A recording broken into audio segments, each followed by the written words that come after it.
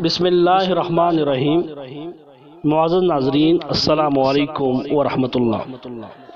آج ہم بات کریں گے عید الاضحیٰ کے حوالے سے، یعنی کہ عید الاضحیٰ کے دن سب سے بہترین عمل کیا ہے۔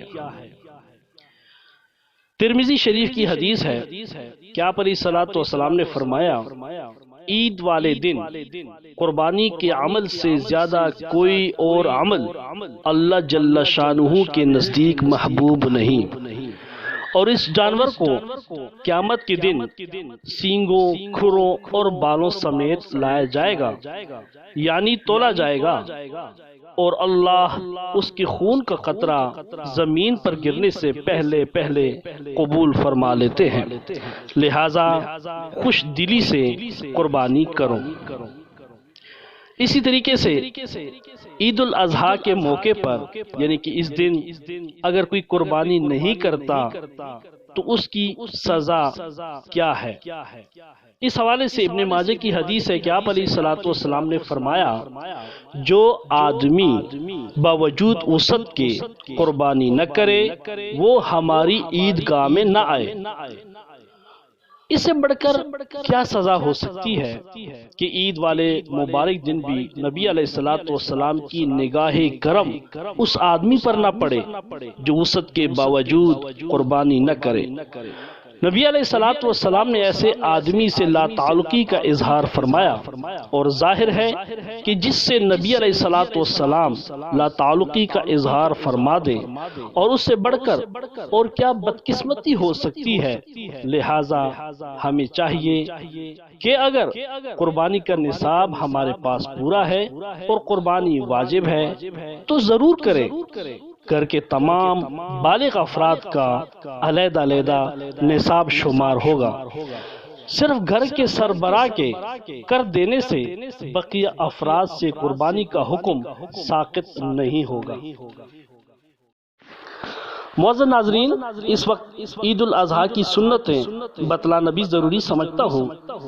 شریعت کے موافق اپنی آرائش کرنا، غسل کرنا، مسواک کرنا، حسب طاقت عمدہ کپڑے پہننا، خوشبو لگانا، صبح کو جلدی اٹھنا، نماز عید کے لیے بہت جلد آنا، عید الاضحیٰ میں صبح صادق کے بعد سے لے کر قربانی کے گوشت تک کچھ نہ کھانا، یعنی اس دن سب سے پہلے قربانی کا گوشت منہ میں جانا چاہیے، خواہ از خود قربانی کرے یا نہ کرے، لیکن اس کو آدھے دن کا روزہ کہنا یہ غلط ہے۔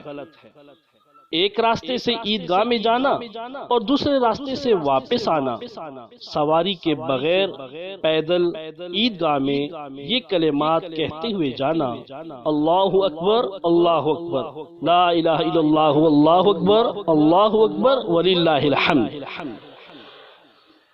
مسئلہ بھی بتا دوں ایک اس موقع پر کہ عید کی نماز سے قبل اشراق کے نفل نہیں پڑھے جائیں گے، اور عید کی نماز کے بعد عیدگاہ میں نہ پڑھیں۔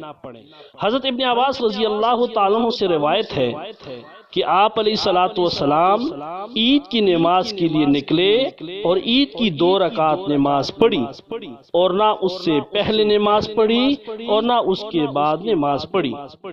گھر آ کر پڑھنا درست ہے۔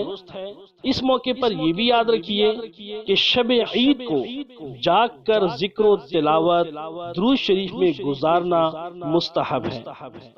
معزز ناظرین، چاند رات جس کو ہم کہتے ہیں یا عید کی رات کہتے ہیں، اس میں کن اعمال کو کرنا ضروری ہے اور اس پہ کیا ثواب ہے، اس حوالے سے انشاءاللہ ہم ایک نئی ویڈیو بنائیں گے۔